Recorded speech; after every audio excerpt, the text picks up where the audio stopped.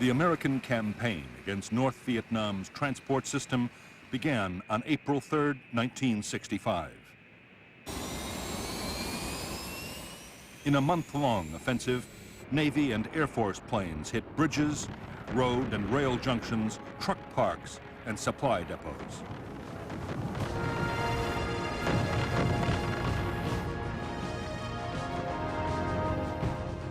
For the Americans, one of the most important targets was the Ham Rung Bridge across the Song Ma River.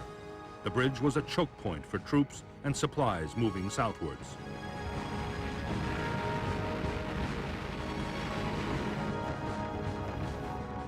In spite of repeated attempts, the Americans failed to destroy the target. 2 U.S. planes were lost to MiG fighters and more to anti-aircraft defenses.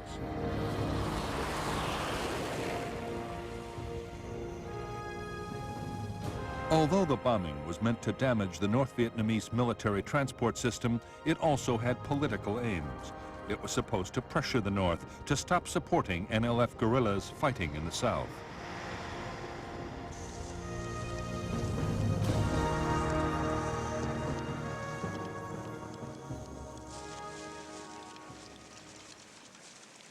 In spite of the mounting damage, Ho Chi Minh, the northern president, was defiant.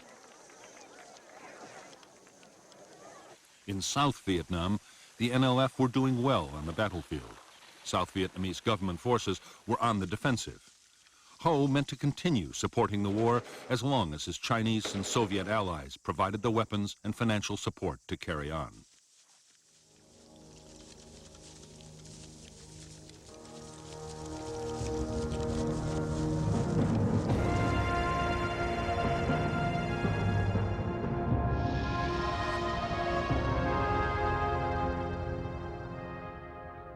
North Vietnam's war materials from the Soviet Union and China came overland by rail or by sea into the major ports of Haiphong, Hon Gai, and Cam Pha.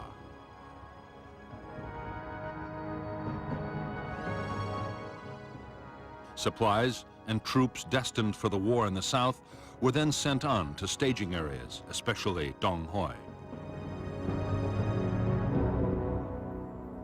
From there, they traveled into Laos by truck and bicycle and down the Ho Chi Minh Trail into South Vietnam. More troops and supplies went south by sea.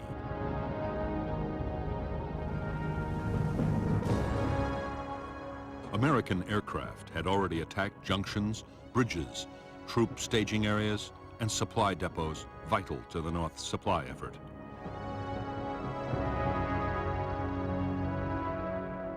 However, the northeast quadrant, with the population centers of Hanoi and Haiphong, would be left alone for the time being, at least. So too would the transport links to China, around which there were now heavy concentrations of Chinese anti-aircraft guns.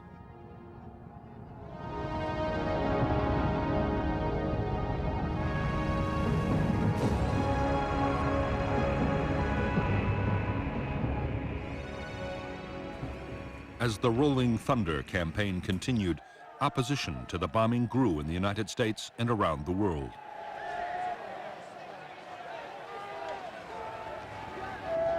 On May 13, 1965, U.S. President Lyndon Johnson agreed to halt the bombing for 5 days.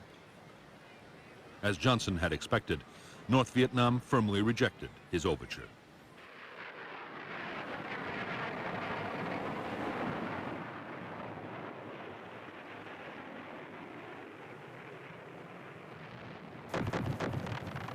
In the months that followed the bombing pause, Rolling Thunder attacks were steadily intensified. Transportation was still the top priority, but the list of targets approved by the White House was steadily broadened. The planes also began to range further north than before.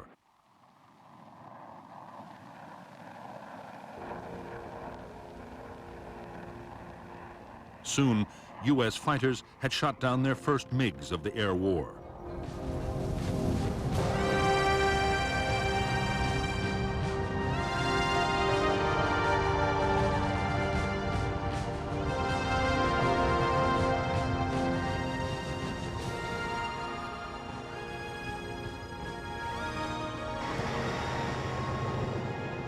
By July 1965, a ring of Soviet-supplied surface-to-air missile batteries surrounded key sites in North Vietnam. The SAM was 35 feet long and radar-guided. It could hit a target 20 miles away and was one of the most advanced anti-aircraft weapons in the world.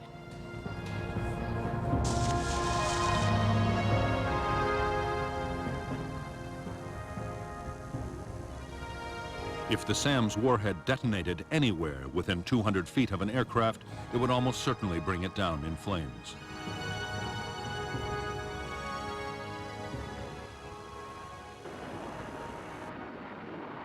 The missile defenses destroyed their first U.S. aircraft in late July 1965. In the coming months, 1 in every 20 SAMs fired would hit its target. By the end of 1965, they had lost 171 planes. For American air commanders, the SAMs were a nightmare. The only solution was to try and stay outside their range for as long as possible.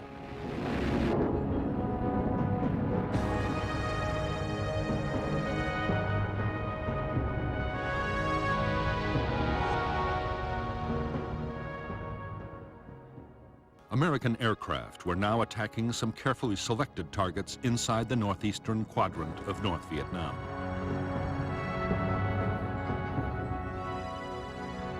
However, they had orders to avoid prohibited zones of 10 miles around the capital Hanoi and 4 miles around the port of Hai Phong.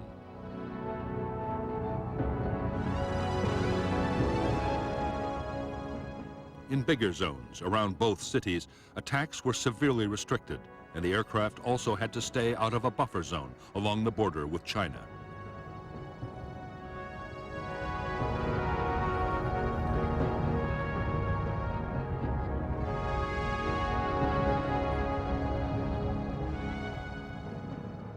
It was in the northeastern quadrant that the North Vietnamese had built up the heaviest concentrations of fighters and anti-aircraft missiles. The Americans knew the operating ranges of the MiGs and the SAMs. Attacking aircraft took elaborate measures to avoid them until the last possible moment.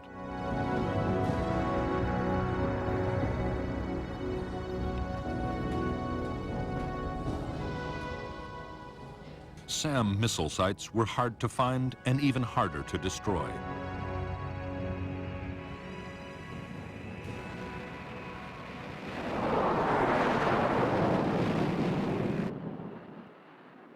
To make the problem worse, those inside prohibited zones around Hanoi and Hai Phong could not be attacked at all.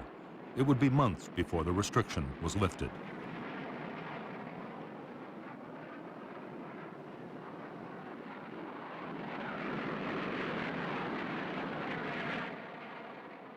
Avoiding SAMs posed its own dangers for American pilots. The missiles were most dangerous to planes flying at 20,000 feet or above. A low-flying aircraft was less at risk, but then it was inside the range of the anti-aircraft guns.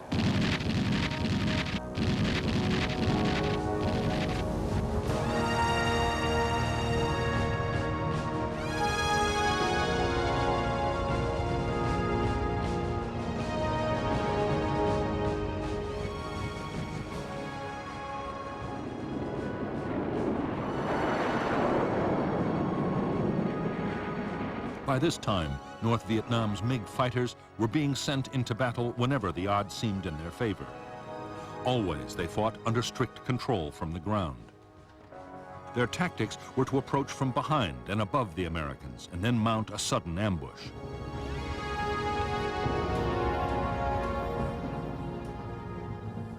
To the intense frustration of U.S. air commanders, American planes were strictly forbidden to attack North Vietnamese fighter bases. The fear in the White House was that Chinese or Soviet advisors might be killed, provoking retaliation.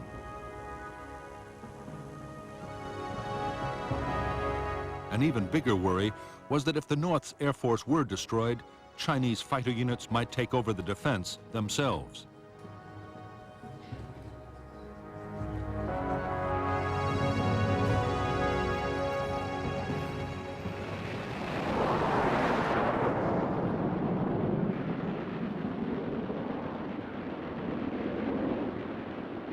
By September 1965, MiGs had destroyed 11 U.S. aircraft in combat, but more than 20 MiGs had been shot down by American planes. Nearly 2/3 of the whole North Vietnamese fighter force was gone. In October 1965, General Giap, the North Vietnamese defense chief, was forced to order the 921st Fighter Wing to cut back combat operations.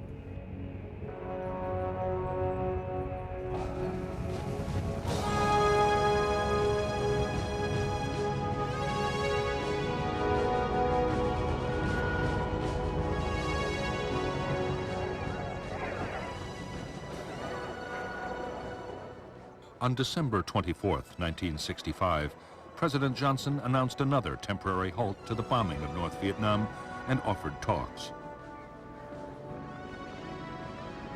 Meanwhile, the war in the South was gathering pace. By the start of 1966, 184,000 U.S. troops had arrived in country.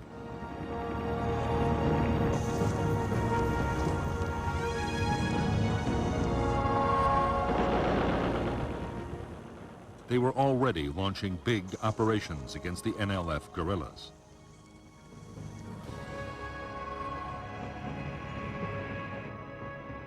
Months before, American leaders had decided that the air war in the South would, if necessary, take priority over operations against the North. Hundreds of transport aircraft and fighter bombers supported American troops. Strike aircraft could be called in by any combat unit in the field. Time after time, their bombs, rockets, and napalm saved American units being overrun by the Viet Cong, but they also hit thousands of civilians in their homes.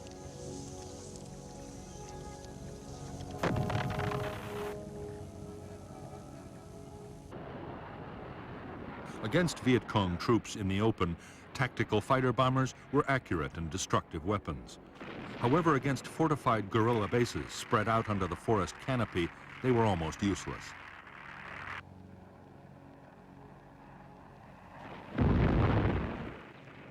The solution suggested by the U.S. commander in Vietnam, General Westmoreland, was to carpet bomb with B-52s.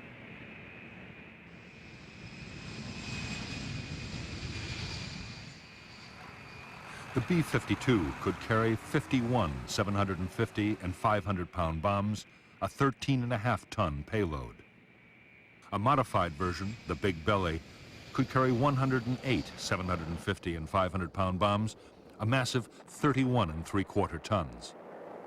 A cell of 3 B-52s could obliterate an area 3 miles long and 2 miles wide.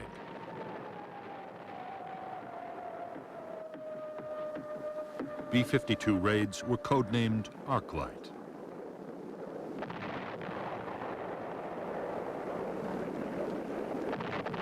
Each raid had involved a 12-hour round trip from Guam in the Pacific Ocean. The missions were possible only because for every bomber in the fleet, there was a tanker from Okinawa to refuel it in flight. The mission of the B-52 force was soon broadened to include the Ho Chi Minh Trail in Laos and passes feeding the trail just inside North Vietnam.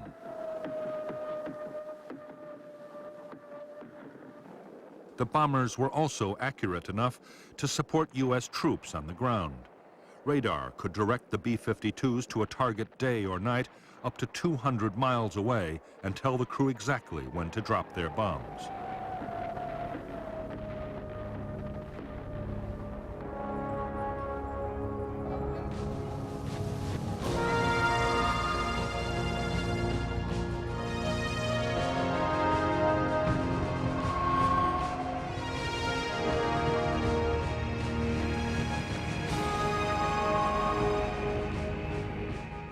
The pause in the bombing that President Johnson had ordered in December 1965 lasted 37 days. When the bombing restarted, it had coincided with appalling weather. North Vietnam was given a priceless breathing space in which to boost its defenses.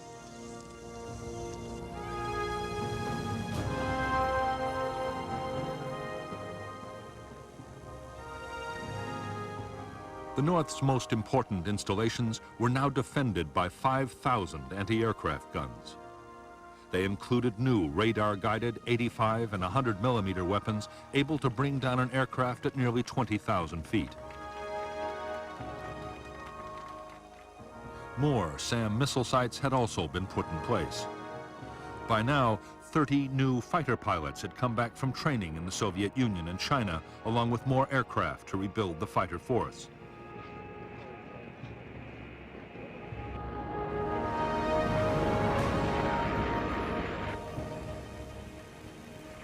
American aircraft losses were now 20 a month over North Vietnam.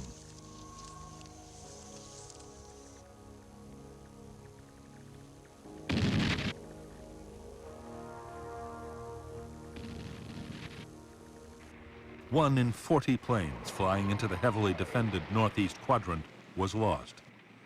Pilot morale was beginning to suffer. Most were in combat every second day, and some even more often.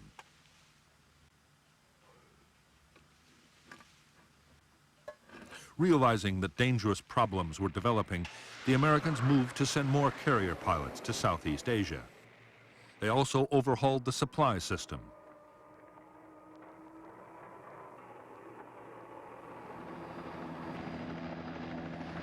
At the same time, other changes were made to help reduce American casualties and boost morale.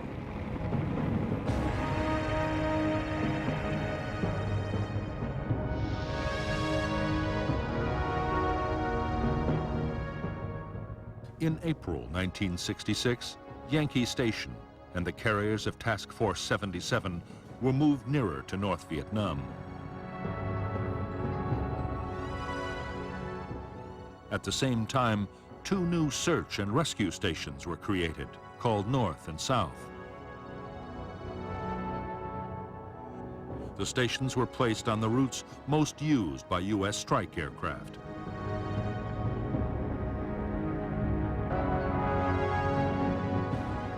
Up to now, U.S. Air Force and Navy planes had taken turns to hit different areas of North Vietnam.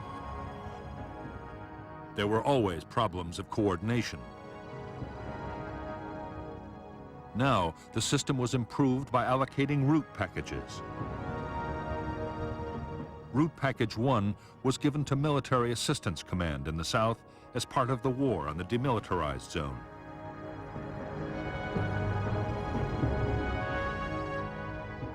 The Air Force was assigned Route Packages 5 and 6A.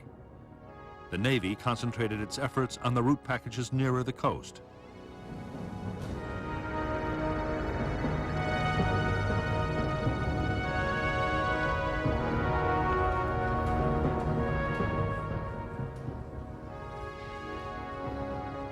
The route package system allowed American pilots to learn the defenses of their own target areas. Combined with the area's search and rescue operations, it did help save pilots' lives, but did little to reduce aircraft losses. In May and June 1966, 18 planes were shot down. 7 pilots were picked up by the search and rescue forces.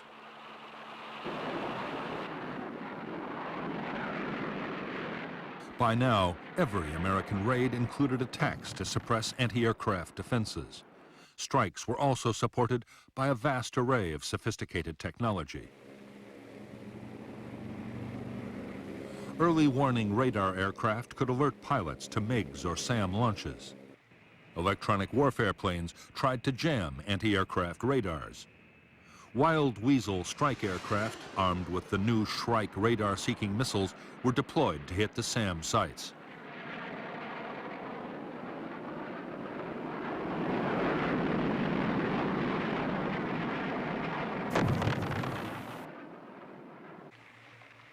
The Americans also had a new and formidable attack aircraft.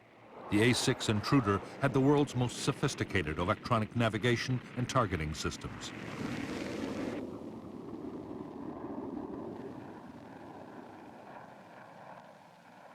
It could find and hit targets day or night in any weather and carried a 6.5-ton bomb load.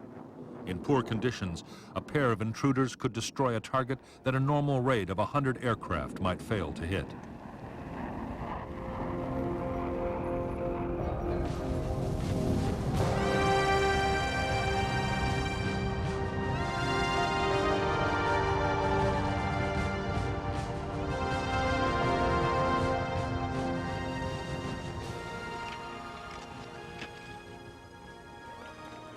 More than a year after Rolling Thunder had begun, North Vietnam's leaders were gaining confidence. The bombing had unified the North Vietnamese people. Damaged railway stock, trucks, and industrial equipment were being replaced by the Soviet Union and China. Almost every day, a supply ship arrived in Haiphong Harbor.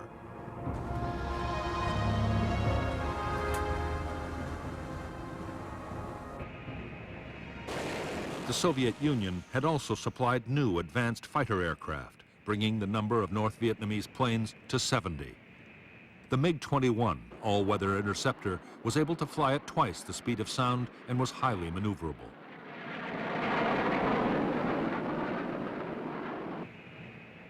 It was armed with 2 cannon and 2 Atoll infrared homing missiles, deadly weapons at medium ranges.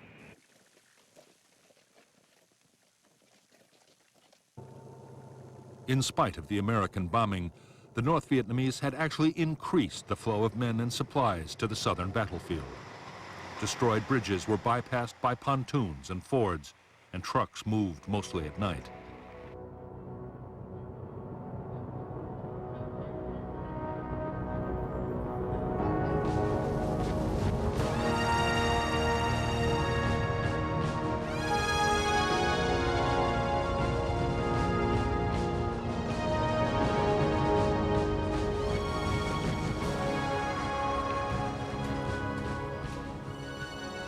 For months, the American Joint Chiefs of Staff in Washington had been urging the president to launch an all-out campaign against North Vietnam.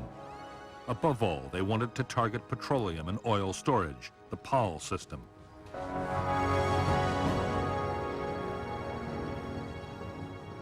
U.S. commanders were confident that an offensive against PAL targets would deal a crippling blow to the North Vietnamese war effort.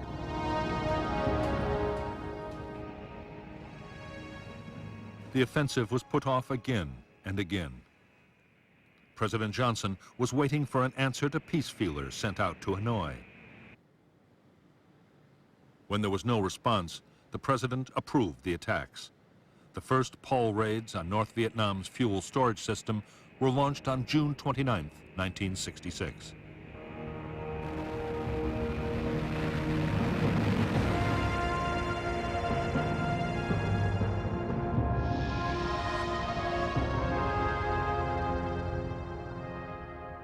North Vietnam had 13 major oil storage facilities. 2 had already been destroyed and another badly damaged. The new American campaign was launched by U.S. Air Force planes flying from Thailand and by the Navy carriers Ranger, Constellation, and Hancock. In the first strikes, tanks at Hanoi, Haiphong, and Do Song were hit. The following days saw attacks on yet more sites. The remaining facilities and fuel-carrying trains from China were next.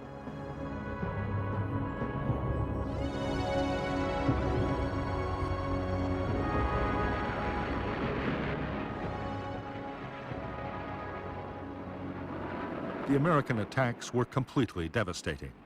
The North's biggest facility at Haiphong was totally destroyed. Smoke from the burning tanks reached 20,000 feet into the sky.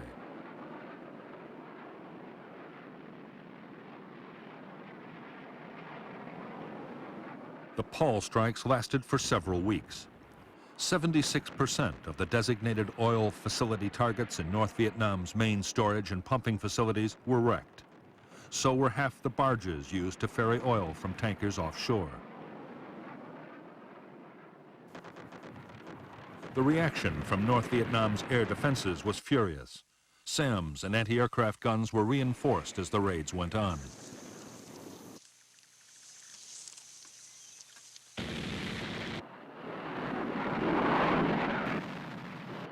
The MiGs, flying from airfields still off limits to U.S. bombs, could attack at will. American losses were heavy.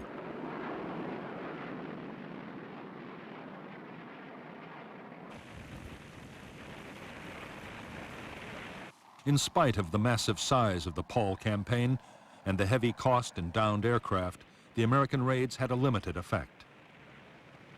The big oil tanks had been destroyed, but long before, the North had dispersed its stocks in smaller tanks and bunkers. Some had been hidden in residential districts, places the Americans might avoid attacking. The Americans launched a massive effort to try and eliminate the dispersed oil stocks.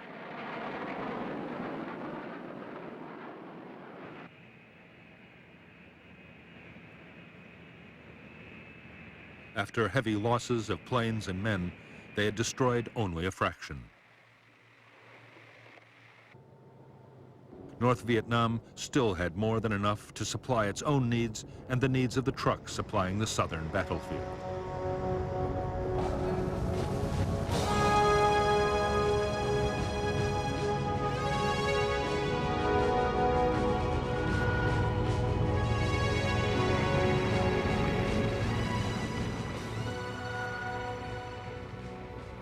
In October 1966, the U.S. Defense Secretary Robert McNamara paid a visit to the American carrier fleet off the shores of North Vietnam. With him was General Wheeler, the chairman of the Joint Chiefs of Staff, and Admiral Sharp, the Pacific Fleet commander.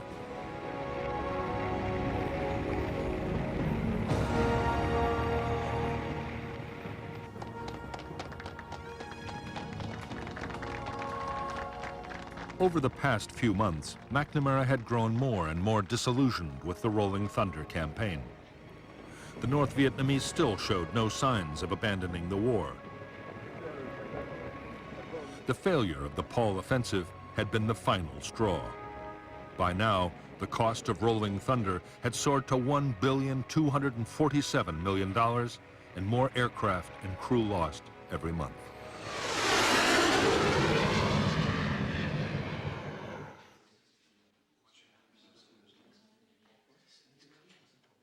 McNamara now favored curtailing the bombing. He argued that U.S. aircraft should concentrate on attacking the supply routes from North Vietnam to the south, at a much lower cost in lives and cash. Military leaders were dismayed. Their argument was that Rolling Thunder had failed because, with all the restrictions, it had never been given a chance to succeed.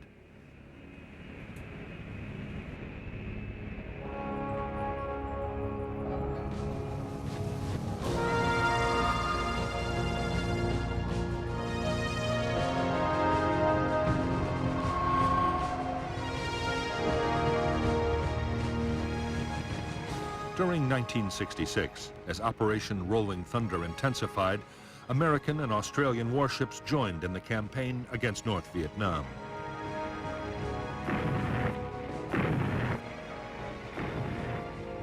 Operation Sea Dragon attacked more than 3,500 land targets, including bridges, railroad yards, and truck parks.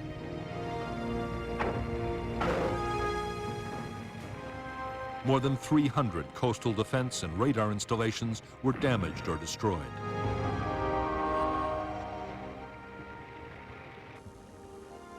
The attacks were fiercely resisted by North Vietnamese coastal artillery batteries.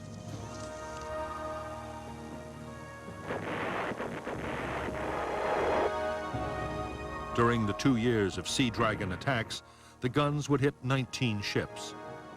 None were sunk, but several suffered serious damage. In early February 1967, President Johnson declared a 6-day halt in attacks on North Vietnam.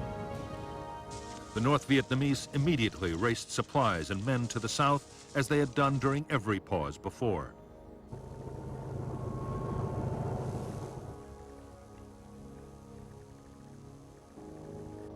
Ho Chi Minh replied to Johnson's offer of negotiations with a demand that the bombing stop completely.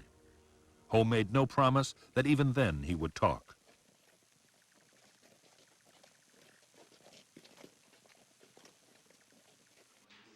Ho's rebuff left Johnson frustrated and angry. It was now a contest of wills. To increase the pressure on North Vietnam, Johnson sanctioned attacks on a new list of bombing targets.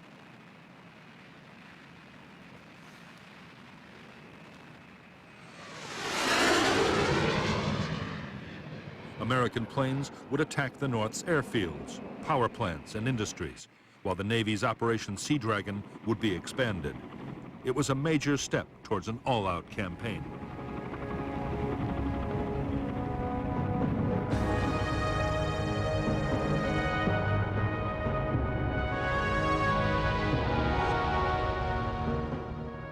The U.S. and Australian warships of Operation Sea Dragon were allowed to extend operations from 19 to 20 degrees north.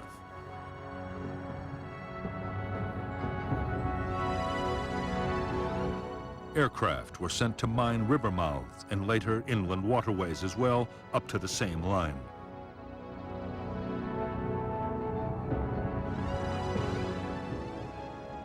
Haiphong Harbor, however, the North's most important port, would not be mined until 1972 to avoid the risk of sinking Soviet ships.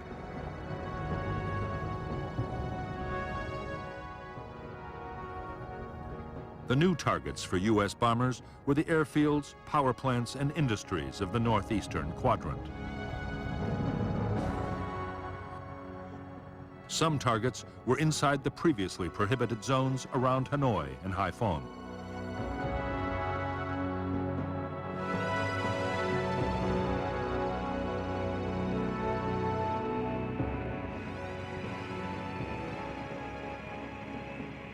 The American attacks on North Vietnam's airfields began on April 24, 1967. By the end of the year, all but one of the North's MiG bases had been hit. The attacks inflicted heavy damage on runways and installations. There were furious air combats over Hanoi and Haiphong as every available MiG was thrown into action.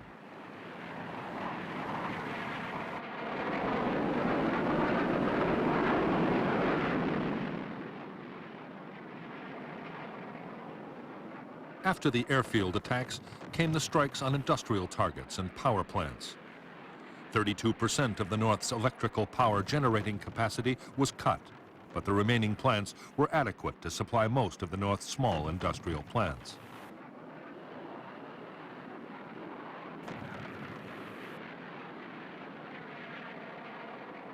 By now, the weather had improved, and the bombers now ranged freely, hitting old and new targets again and again.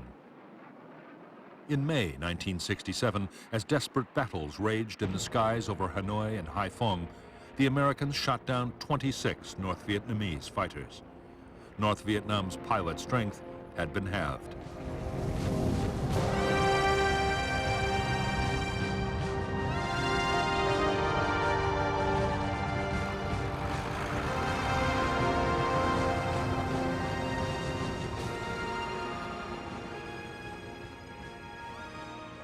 While the latest offensive against North Vietnam was still underway, in Washington, a bitter argument was raging about strategy in Vietnam. President Johnson's civilian and military advisors were now completely at odds. The military wanted a major escalation of the air and ground war in an all-out push for victory. The civilians, especially Robert McNamara, were calling for the war effort to be leveled off.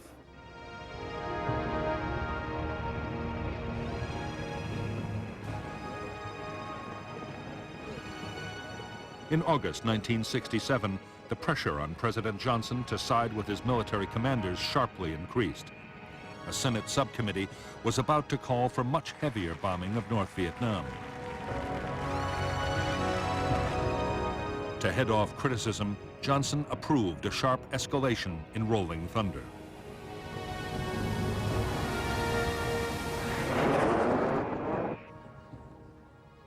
For the Defense Secretary, Robert McNamara, the decision to escalate was the end of the road. His advice had been ignored, and plainly, he no longer had the confidence of the president. McNamara had no option but to resign.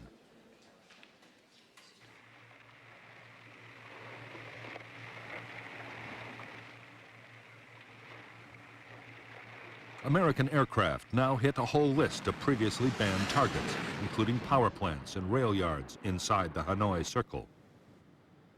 The Paul Doumer Bridge linking Hanoi and Haiphong was attacked, and 2 of its spans dropped into the Red River. However, engineers hastily carried out temporary repairs, and the bridge continued to carry traffic until it was hit again in October 1967. Targets inside the Chinese border buffer zone were also hit. American planes attacked to within 8 miles of the frontier. 2 American aircraft strayed into China and were shot down by Chinese MiGs. The attacks of late 1967 were so intense that for a time the northern air defenses ran desperately short of SAMs and anti-aircraft ammunition.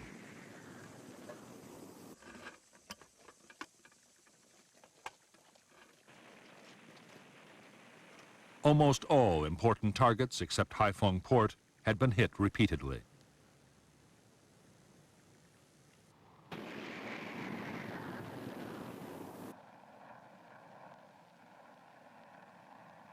The Americans were now using a new generation of smart bombs, including the Walleye television-guided weapon, which had been operational in Vietnam since 1966.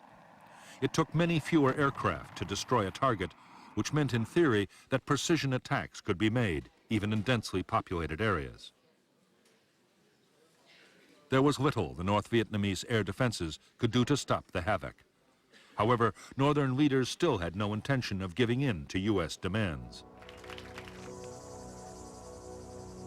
In their view, the best way of stopping the bombing was to win the war in the South in the shortest possible time.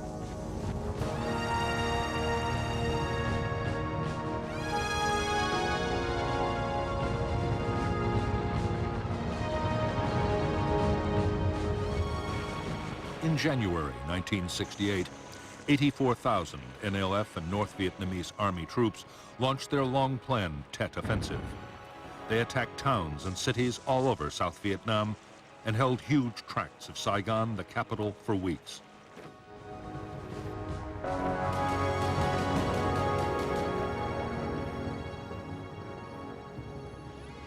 In the end, the Tet Offensive was a military disaster for the Viet Cong. 40,000 were killed in more than a month of savage fighting. However, in a way that had never been planned, the offensive was a political triumph.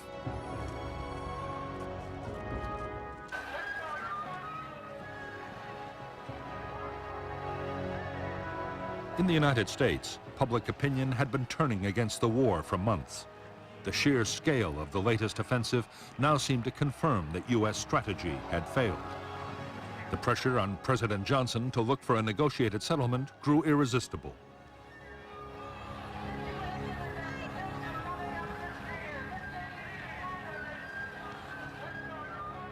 On March 31, 1968, Johnson announced that as a goodwill gesture, he was restricting the bombing campaign to the extreme south of North Vietnam. American sons in the field far away. On April 3rd, Hanoi radio announced that if bombing ceased unconditionally, the talks could begin.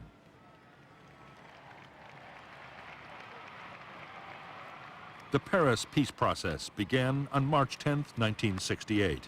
Almost at once, they stalled hopelessly.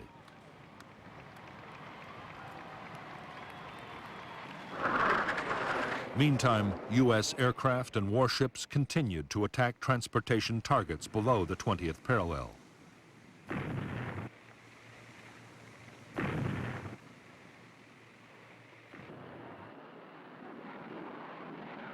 In October 1968, after several months of wrangling and on the eve of the U.S. presidential elections, there was a breakthrough. The North Vietnamese agreed that in exchange for a complete halt to the bombing, they, for their part, would no longer infiltrate troops across the DMZ or shell major cities in the south. Johnson knew that being seen to oppose peace could damage his party's chances in the coming elections. Reluctantly, he agreed to stop the bombing.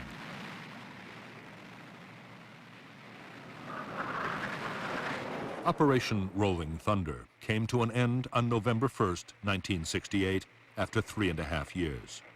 The campaign had cost more than 900 American aircraft. 818 pilots were dead or missing, and hundreds were in captivity.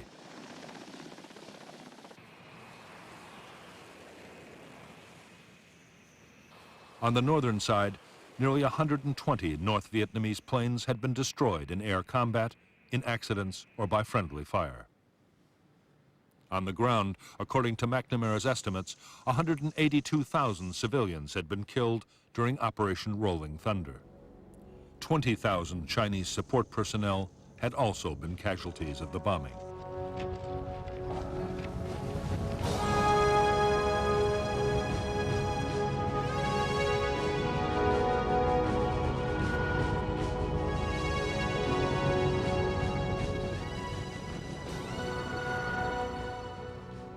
With the end of Rolling Thunder, North Vietnam immediately set about rebuilding its shattered transport system. In spite of the talks still going on in Paris, the Northern commander, General Giap, was already planning his next offensive in the south.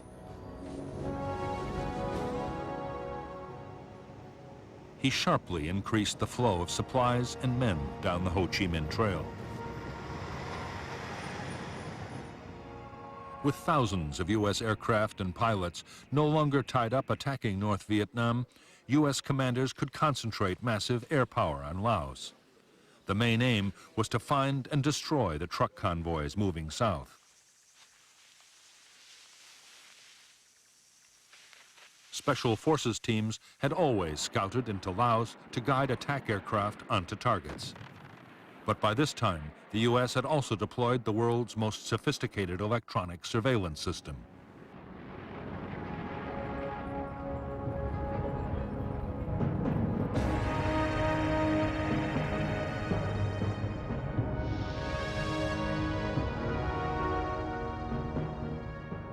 Between 1966 and 1971, in Operation Igloo White, American aircraft laid a sophisticated system of electronic sensors down the Ho Chi Minh Trail in Laos.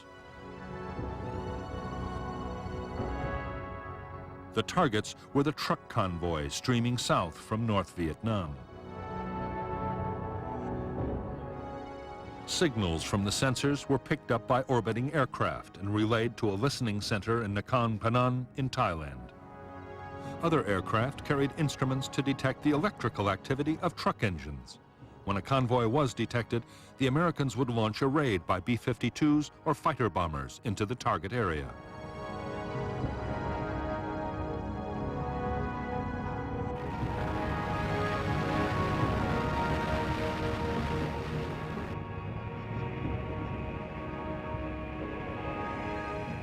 In 1968 alone, U.S. strike aircraft flew 88,000 strikes against targets in Laos. The planes dropped high explosives, cluster bombs, and mines. They were also equipped with new, highly accurate laser-guided bombs.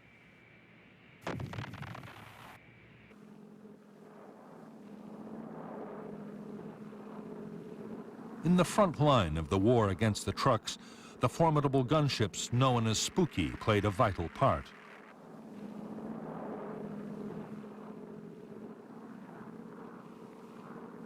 The gunships carried 3 miniguns, each able to fire 6,000 rounds a minute. Flying in a circular pattern over the target, the gunship would rain down an awesome weight of fire.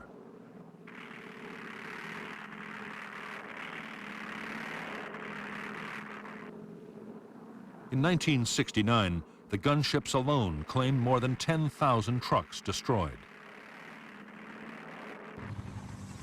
However, the North Vietnamese had built 400 miles of new roads in Laos, and not even American electronics and computers could cover it all.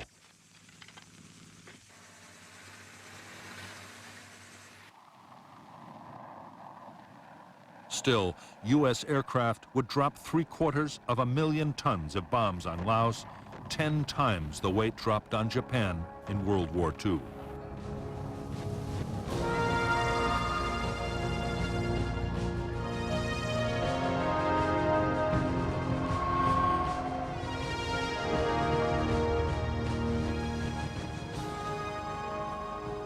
In January 1969, Richard Nixon took office as the new president of the United States. Nixon had promised to achieve what he called peace with honor.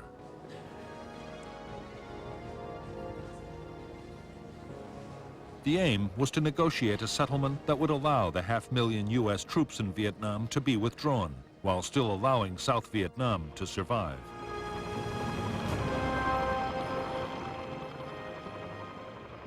The American plan was to prepare the South Vietnamese to take over their own defense. Officials called it Vietnamization. The regular armed forces would be built up to over 420,000 men. They would get modern weapons, including large numbers of tanks, guns, and aircraft.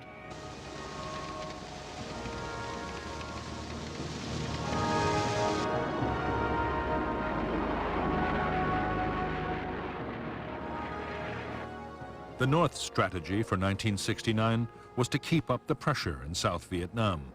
While negotiations were going on, they meant to improve their position on the battlefield.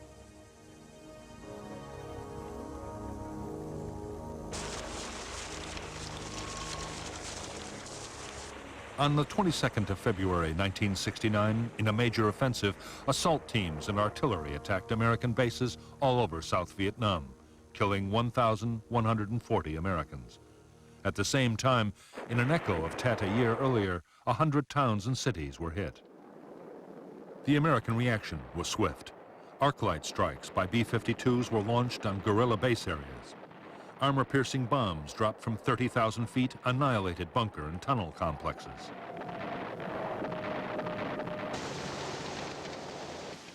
On the ground, American units launched spoiling attacks on guerrilla staging areas and captured enormous quantities of supplies.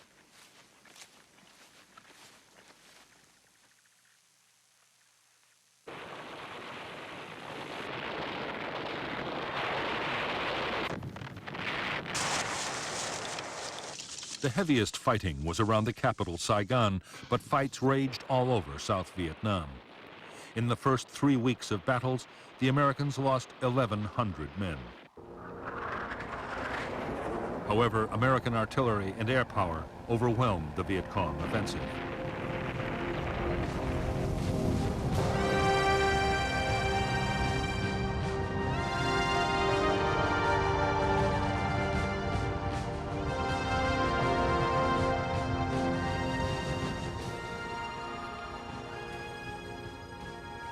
In the White House, there was anger and deep frustration at the latest campaign against South Vietnam.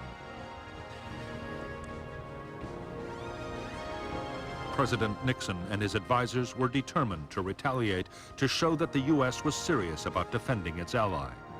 The problem was that going back to bombing North Vietnam would cause an outcry in the United States.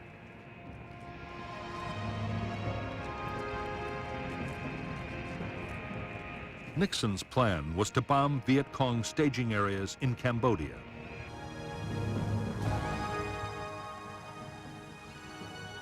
For years, they had been the springboards for attacks against Saigon. These jungle areas held tens of thousands of troops and vast stores of supplies and weapons.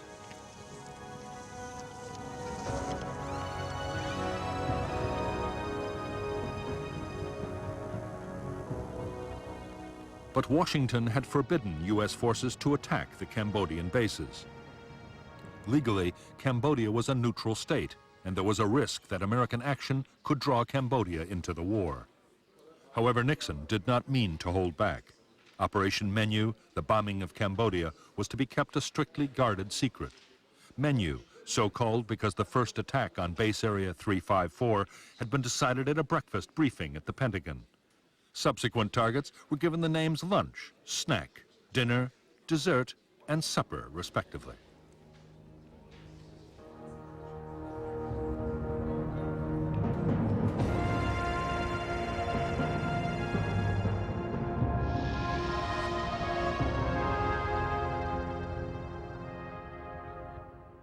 As well as the Ho Chi Minh Trail running from North Vietnam, NVA forces were also supplied by North Vietnamese and Soviet ships, which were allowed to dock at Sihanoukville.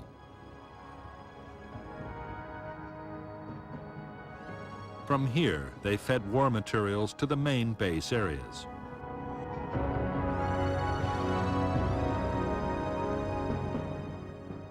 The biggest Viet Cong strongholds were west and north of Saigon in the areas known as the Parrot's Beak and the Fish Hook. The bases were run by North Vietnamese troops and the NLF.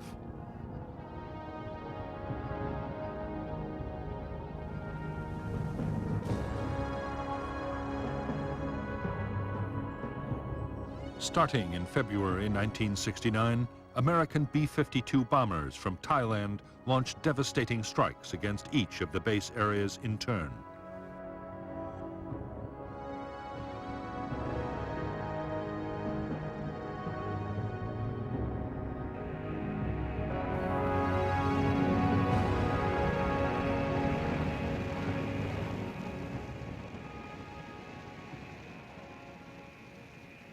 Operation Menu saw more than 4,000 B-52 missions, dropping 120,000 tons of bombs.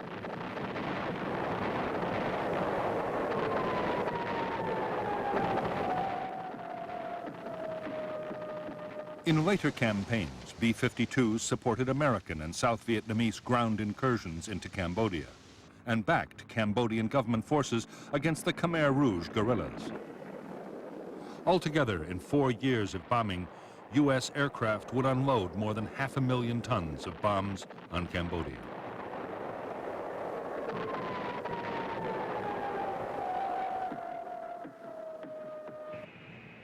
On orders from the White House, extraordinary measures were taken to keep the Cambodian bombing a secret. Defense Department officials always claimed the raids were over South Vietnam. Because the planes were guided to their target by radar at the Ben Hoa air bases, and orders to drop the bombs were also issued from there, often the pilots themselves did not know they were bombing Cambodia. Those that did were ordered to falsify their flight logs upon returning to base to maintain the secrecy.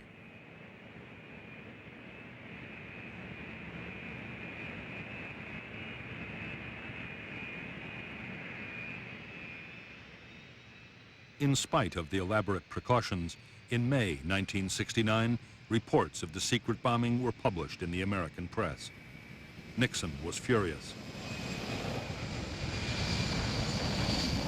Only recently, the American public had learned of the My Lai massacre, in which over 200 South Vietnamese villagers had been killed by U.S. troops back in 1968.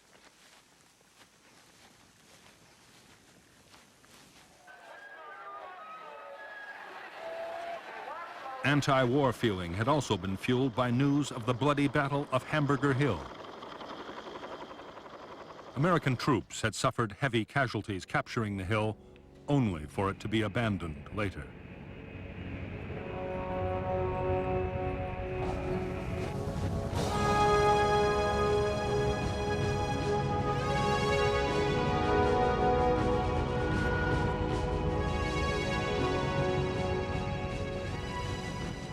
On June 8, 1969, President Nixon met with South Vietnamese President Nguyen Van Thieu on Midway Island in the Pacific.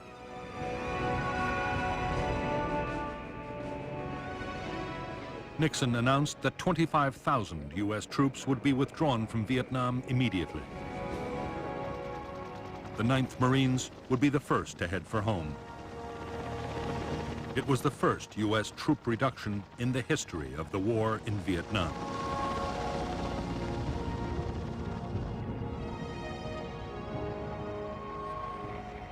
By the fall of 1969, Nixon's initiatives had succeeded in quietening public opposition to the war. To keep up the momentum, the president announced a second batch of troop withdrawals and promised to reduce the draft call.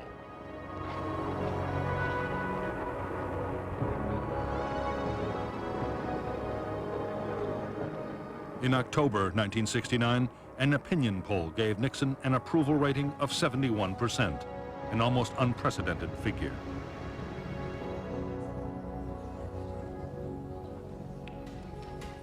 Although Nixon was preparing to pull out American troops, he had no intention of giving up on Vietnam. His plan was that even when most American troops had been withdrawn, Americans would continue to supply, train, and arm the South Vietnamese. Most important of all, a formidable shield of American air power would remain to deter communist attacks.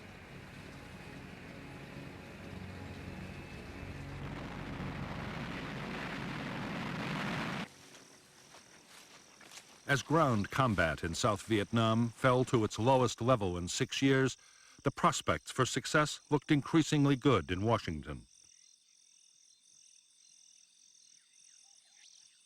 What U.S. officials did not know was that in North Vietnam, the greatest offensive of the whole war was being prepared. The plan was to use nearly 200,000 troops and hundreds of tanks in a full-scale invasion of South Vietnam.